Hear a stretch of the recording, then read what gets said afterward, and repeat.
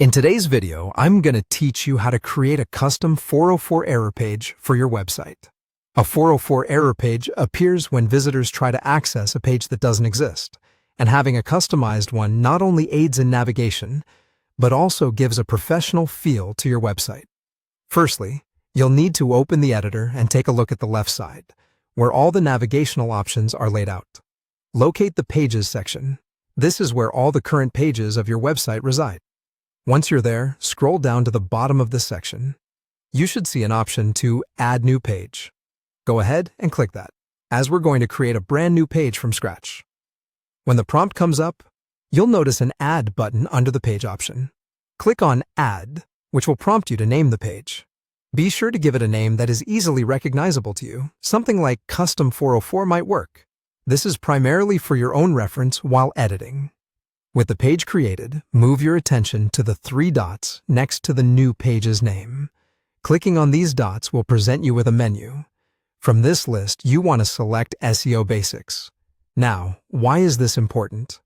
By adjusting the SEO settings, you'll be able to control the URL slug of the page. In this field, enter error 404 precisely and press Enter. This ensures that if a user stumbles upon a non-existent link on your site, they'll be redirected here. Next up, it's time for the exciting part, designing your page. The design is an opportunity to inject some creativity, ensuring that the page is cohesive with the rest of your site's theme. You might want to add a message explaining that the page couldn't be found and suggest navigating back to the home page or listing popular pages. Think about including a search bar or some links to top pages, which could be useful for visitors. Remember, this page should be informative, but also maintain a level of friendliness that reassures the visitor that everything is okay.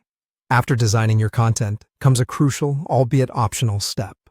If you want this 404 page to stand alone, without any distractions from other site elements, you can choose to hide the global header and footer. You can do this by heading to the settings for the page you've just created. There might be times when you want the page as clean and minimalistic as possible, and removing these elements can help achieve that look. Lastly, don't forget to publish your site. An unpublished page won't serve its purpose, so ensure that your changes are live. This will make your custom 404 page accessible whenever it's needed in the future. There you have it.